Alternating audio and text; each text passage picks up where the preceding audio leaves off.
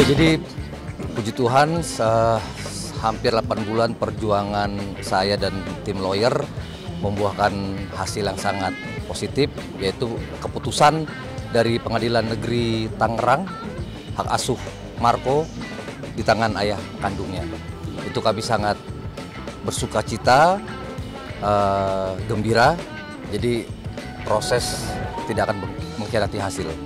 Bahwa intinya memang Hakim yang mulia PN Tangerang, unsur-unsur yang membuat si perempuan itu tidak layak untuk mendapatkan hak asuhnya Marco memang terbukti.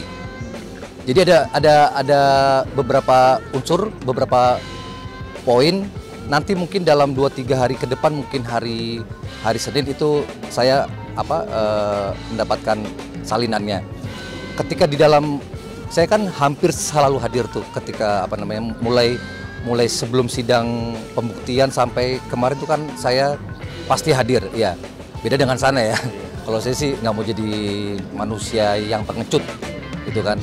Karena saya harus membuktikan itu kan. Nah, itu si ADP pulang dalam keadaan mabuk, itu yang memberatkan. Terus perlakuan ADP terhadap saya. Terus adanya surat perjanjian atau pernyataan yang sudah dibuat oleh ADP dan saya selama sebanyak 2 kali. Meskipun kan itu selalu pihak sana bantah kan. Alibinya kan dengan terpaksa apa segala macam. Cuman kan jangan memotong, saya selalu mengatakan jangan memotong peristiwa yang utuh. Harus berani jujur, kenapa perempuan itu sampai harus membuat surat pernyataan sebanyak 2 kali. Dan kenapa pada saat itu saya memang membawa Marco. Tapi kan saya membawa Marco bukan untuk menggugat dia cerai pada saat itu, tapi mau kasih pembelajaran atas tindakan yang dia lakukan. Itu tindakan yang dia lakukan itu sudah terbukti di PN Tangerang. Itu sih. Jadi poin-poin yang memberatkan itu. Cuman kan pihak sana dan pendampingnya itu kayak apa ya? Menurut saya tolong jangan memahami. Memang benar. Saya juga mungkin semua kita juga membenarkan bahwa di dalam undang-undang anak di bawah umur hak asuhnya jatuh ke tangan ibunya. Tapi kan kalau nggak salah pada tahun 1970 berapa itu ada jurisprudensi kan bahwa intinya tuh hak asuh lepas dari tangan sang ibu jika sang ibu itu terbukti secara sah dan meyakinkan masuk unsur-unsur yang memberatkan. Contohnya perlakuan yang tidak layak di dalam rumah tangga itu, baik ke anak maupun ke suaminya. Nah, ini kan terbukti semua, makanya lepaslah itu hak asuhnya. Jadi jangan hanya mengambil sepenggal undang-undang, lihat secara keseluruhan. Gitu. Tidak ada yang menyalahkan bahwa anak di bawah umur hak asuhnya ke tangan ibu, tapi ibunya harus bersih dulu nih. Gitu. Nah, cuma kemarin saya dengar dari pendampingnya sana kayak unsur itu yang saya dengar dari wawancaranya ya, bahwa hak asuh itu bukan dilihat dari unsurnya, tapi dari kesanggupan si ibu menghidupi si anak, menyekolahkan ini. Lah, saya juga sanggup. Saya sudah membuktikan unsurnya masuk dan saya juga sanggup. Kok jadi mau dibelokin ke unsur yang memberatkan dibelokin? Itu kan sama aja kan. Ya udah, lu silakan berbuat negatif, yang penting lu bisa punya kesanggupan menghidupi anak.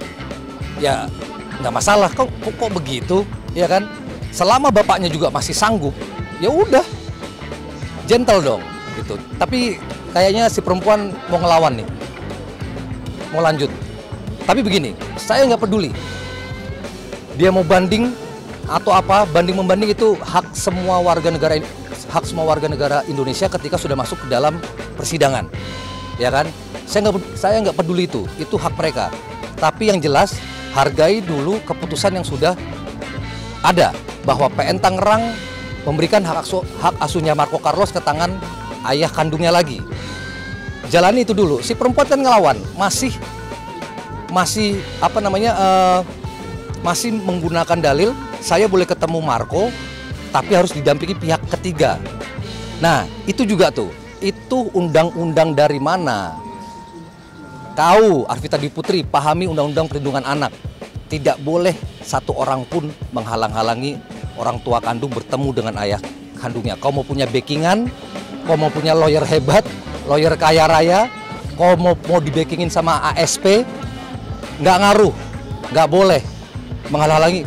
Sampai ada menghalang-halangi saya bertemu dengan anak saya, si pihak ketiga sudah patut diduga keras melanggar hukum dan saya punya hak untuk melaporkan.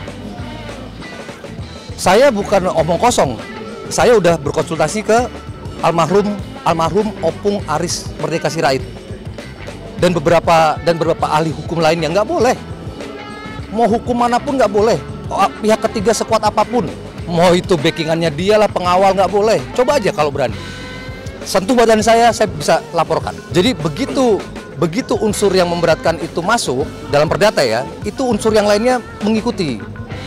Itu juga harus dipahami itu sama si perempuan itu tuh. Begitu beberapa unsur yang memberatkan itu masuk, terbukti, unsur yang lain mengikuti. Cuman kan dia masih ngeyel kan, masih masih menganggap dirinya suci, nggak ada apa-apa dengan si ASP. Padahal kalian semua udah tahu kakak kandung dari ASP, Kak Nini Pangerang, udah jadi saksi saya di Polres Tangsel. Meskipun, nah ini dia nih, kenapa Polres Tangerang Selatan tidak menindaklanjuti laporan saya? Tanda tanya besar nih. Saya boleh berhak mempertanyakan itu sebagai warga negara yang melapor, karena saya sudah memenuhi syarat-syaratnya. Sampai Kak Nini saya jadikan saksi beserta bukti tambahan. Tapi Polres Tangsel tidak menindaklanjuti. Udah 2 bulan lebih. Ada apa? Saya nggak tahu kalau misalnya saya bisa membuktikan ada apanya itu benar-benar. Cuman ini berandai-andai ya, gitu. Cuman saya yakin institusi Polri khususnya tegak lurus terhadap hukum yang berlaku. Saya yakin laporan saya di Polres Tangerang Selatan segera berlanjut dengan ini nih modal putusan dari PN Tangerang. Itu kan yang di sana kan Polres yang di sana kan laporannya pasal perlakuan salah, diskriminasi anak. Kalian tanya ada hubungan apa ADP dengan ASP? Ayo, pernyataan saya bisa saya pertanggungjawabkan. Karena Kak Nini Pangerang tinggal bersama ADP dan ASP selama 3 bulan. Kak Nini tahu kelakuannya si ADP dan darah daging saya dibawa ke dalam kehidupan mereka. Polres Cibinong, Bogor ya, itu kan pasal perzinahan, dugaan pasal perzinahan. Itu memang agak, menurut saya ya, agak sulit tuh. Karena untuk membuktikan perzinahan tuh butuh pembuktian yang sangat memiliki tingkat kesulitan yang tinggi.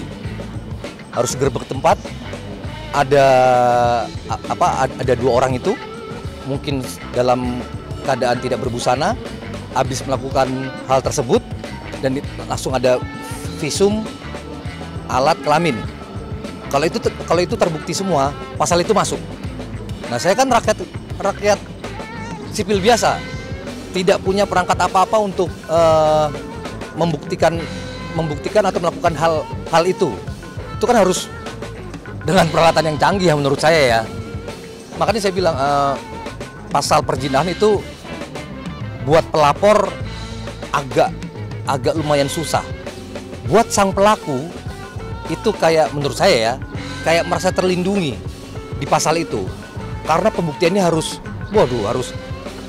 wah, kalau saya punya perangkat yang canggih itu kan harus ngikutin, harus tahu posisi.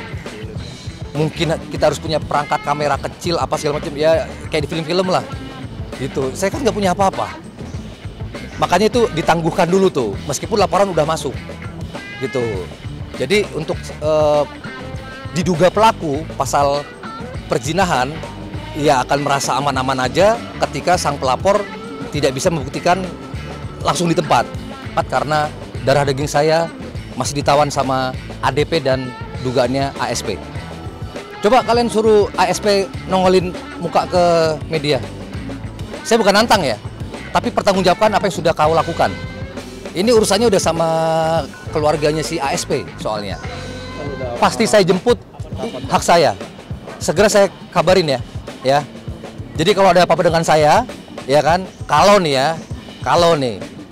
pihak ketiga dari Arvita Dwi Putri sentuh badan saya, kalian semua saksinya.